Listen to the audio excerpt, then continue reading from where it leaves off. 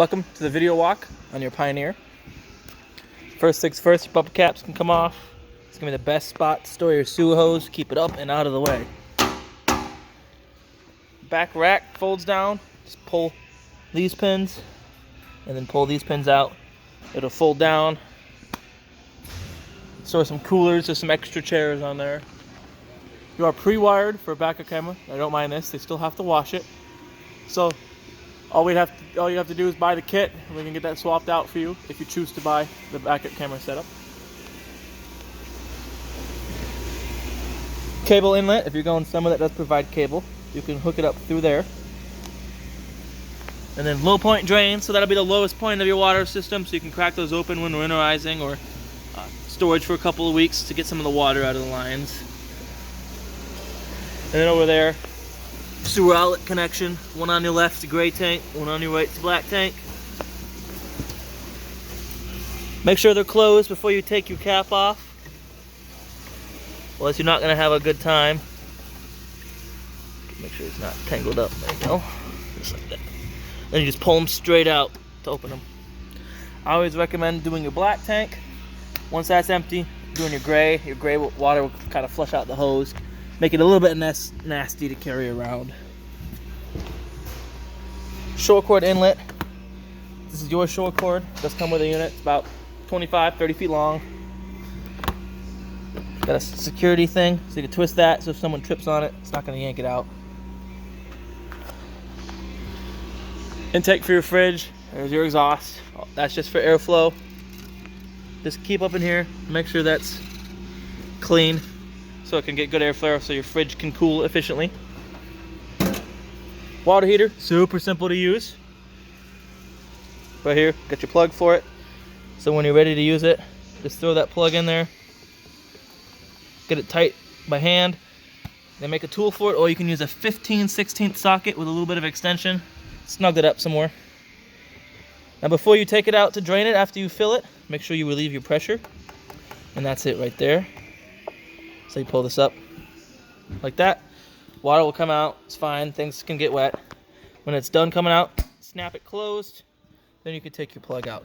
If you neglect to do that, you're going to get a hot bath and you might lose this at the campground. Besides that, just make sure up in here it's clean. And in there, make sure it's clean of debris. You'll know if it needs cleaning if you start seeing black streaks here and here. If it gets worse, you'll see it on the side. If it gets real bad, a flame will come up, hit this, trip this, and then your water heater won't work until that part is replaced. Just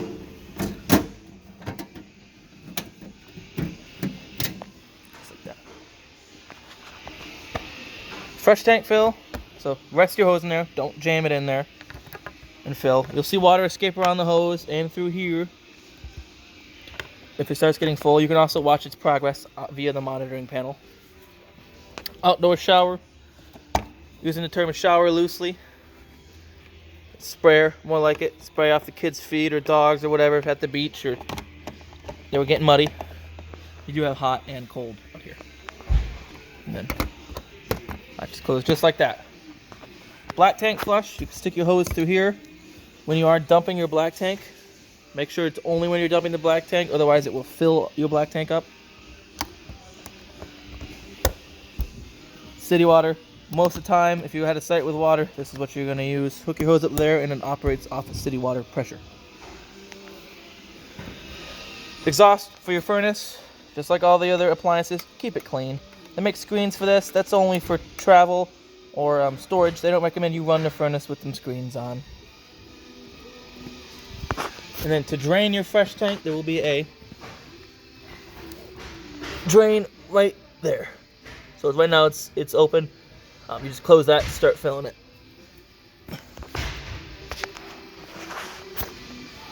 Moving along. Nice pass-through storage with some couple cranks for backups for those jacks and for your tongue jack. That's just to hold this open. A lot of good information here. It's got your VIN on it, model number, gross vehicle weight rating, cargo carrying capacity, all that.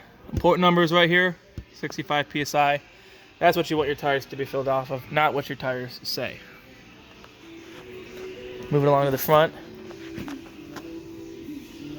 RV marine grade group 24 battery. So it's 12-volt battery. I definitely recommend disconnecting your negative lead if it's going to be a long time between trips. In the winter, I definitely recommend taking your battery completely out, storing it somewhere warmer than outside. Access to propane, you can flip these open. Check in there. Then you have your switch over regulator, so where this is pointed to this tank, so it's going to pull from this tank first. If this tank were to be on and this one were to get empty, it'll automatically switch to pulling from this tank. However, that black thing won't move, indicating it's done so. That one right there. See, it moves. So it's a good idea to keep in the back of your head which tank you're currently on, so you don't run yourself out of propane. Power tongue jack with a light. And then extend and retract. So if you want to level your unit, you use this front to back, and then back it onto blocks on your tires to get it side to side. And then you run your stabilizer jacks, so you got right here. So extend.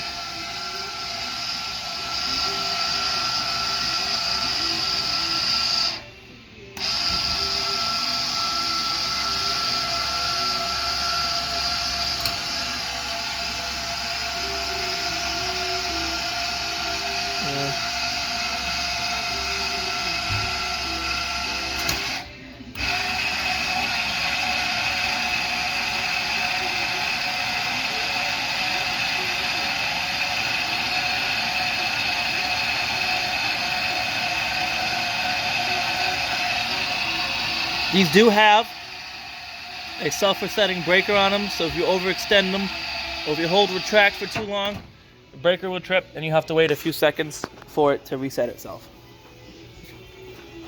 This is just the other access to that storage, as well as them two cranks. So that one will be your backup for your stabilizer jacks, that one for your tongue jack. Moving right along, this is a hold open for your door, so it would hook onto here when you open your door. Just keep in mind, if you have it held open, that it is held open, because if you lock it open and forget and pull too hard, you might risk breaking that. So just keep in mind, keep that in the back of your head. Moving right along. Outdoor power, GFCI protected. All your GFCIs are on the same circuit. So if one would trip, they're all going to trip. And I'll show you how to reset that when we move on to the inside. Cable outlet. So if you want to have a TV out here, you can run it off the cable if you have it hooked up, or from your antenna. Rear jacks work just the same as the front ones. They aren't meant to pick up the camper. That's why I said level it front to back with your tongue jack side to side with some blocks under your tires. Plenty of big storage in here. So that concludes your walk on the exterior of your Pioneer. Moving along to the inside.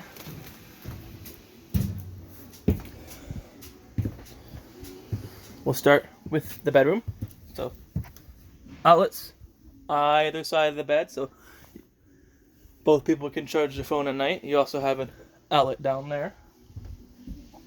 A switch for your lights in your bedroom right there, as well as a carbon monoxide alarm. Those use standard 9-volt batteries, so if it starts beeping, give you the chirps. Not an alarm chirp, but low battery chirps. It's time to replace the battery. It even has,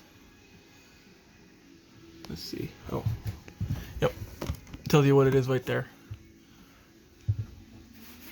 Moving along here, your bed does lift up. There are no struts or supports. You just have to hold it up, and you got storage in there for extra blankets and such. Wedges the exit window. So you just lift this up like that, push it out. You can have it used as a regular window, or you would push it further all the way out, and you use this to pull the screen off and jump out the window.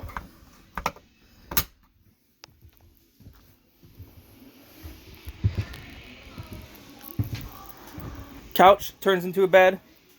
Just grab here, lift up, bed, as well as, it's difficult to do one-handed, as well as fold it down. 2 cup holders, each with lights and USB ports in them. Right down there, not carbon monoxide, my bad, RV propane gas detector. So if there's a propane leak, that'll go off. That is hardwired into the 12-volt system, so there's no batteries you have to worry about with that. And then fire extinguisher and smoke alarm, those are all of your safety equipment. Smoke alarm, again, 9-volt batteries. All this safety equipment has a 10-year lifespan, so 10 years after date of purchase or date of manufacture, so 2019, you get them replaced. So in 2029, you're going to want to get new equipment, whether they don't go off, or they've never gone off, or you've never used your fire extinguisher. It's a good idea to replace them. Controls for your awning right here, so roll it out. Does not stop automatically. You have to look out for when to stop it.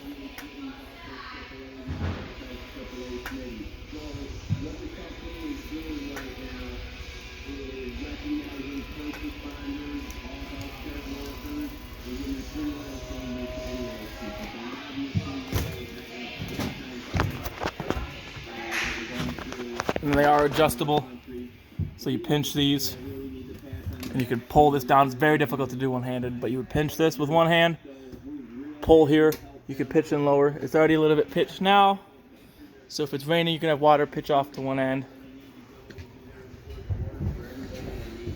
If it starts storming, roll your awning up. You don't want the wind to catch it, rip it off. And if you roll it in wet, as soon as it gets dry out, roll it back out again. Let the sun dry it out for you, or else you'll get mildew on the inside of your awning.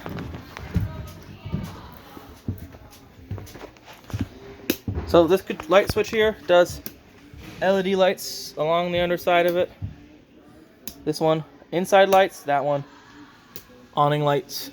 Very simple. Another GFCI outlet. Moving along. Stovetop, glass, backsplash, folds up like that. To light it, you just turn that, see the tab, see that? Turn the sparker to light it. Oven has a pilot, so if you want to light your pilot in your oven, you turn this to pilot on, push and hold. There's a pilot in there that you have to light with a barbecue lighter or a match, whatever you can get. Once the pilot is lit, you can turn it to whatever temperature you want. The burner will cycle on and off to regulate that temperature.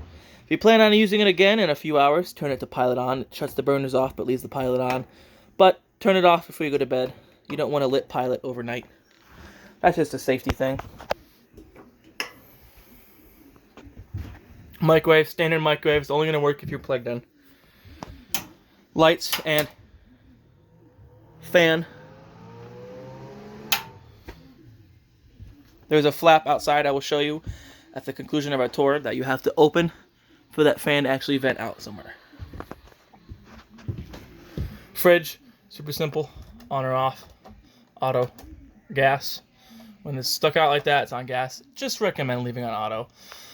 Auto's going to default to 110, and as soon as it were to lose power, it would automatically switch to propane.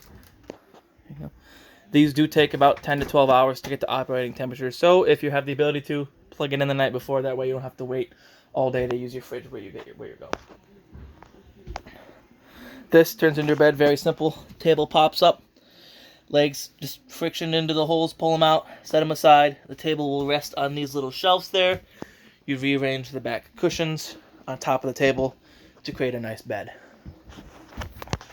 Another GFCI outlet, and then 2 USB ports and a cable outlet. So if you're going to use your antenna with your TV hooked up, turn that button on. That's your booster. Cable, turn it off. Radio. Push and hold the power button, turn it on. To find out if our payday relief program is right for presets right here. USB, auxiliary. It is Bluetooth, so you can cycle through mode, auxiliary in. Bluetooth music, you'd look for Xera, the model number on your phone, and pair it. You can change your band, AM, FM here. However, if you look below it, it's labeled Zone 1 and Zone 2. So if you push and hold band, it turns Zone 1 off. So that'll just be your outdoor speakers. And then vice versa. You can have Zone 1 off, 1 on, and Zone 2 off. So you can listen to music without bugging your neighbors. And this is how you cycle through your channels. Plenty of storage there. And then you got your drawers here. Blue bag with the manuals in it. In there.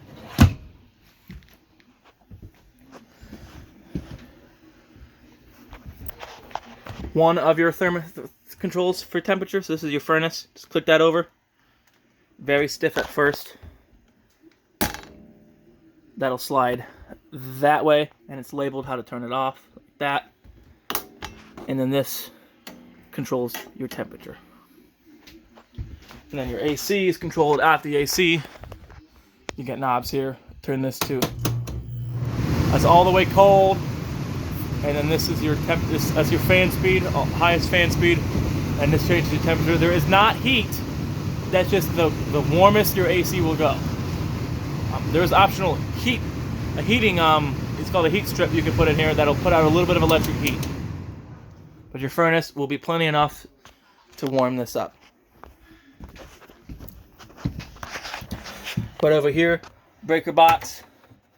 So all your 120 volt breakers and all your 12 volt fuses. So you have all 15s and 240s. Definitely recommend keeping a couple extra spares with you. One of them will be for lights and water pump and such. So you would want to make sure you have the ability to replace those if they were to get tripped. Bathroom, very simple. Light switch on or off for here.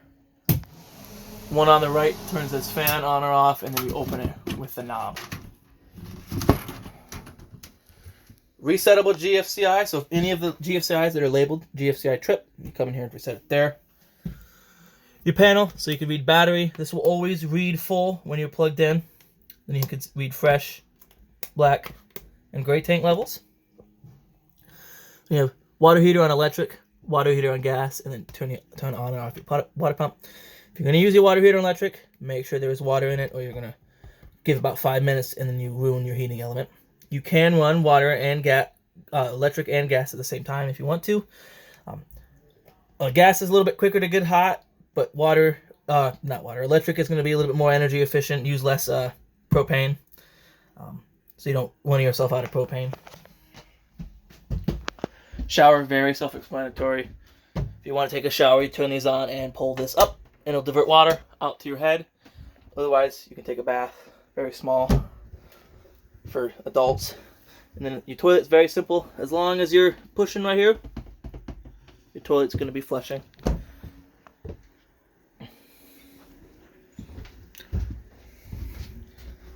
So one last little looky around on the inside. You do have lights here for each bunk. That one and this one has the light right over there. Well, storage there too. And you do have storage underneath these bunks.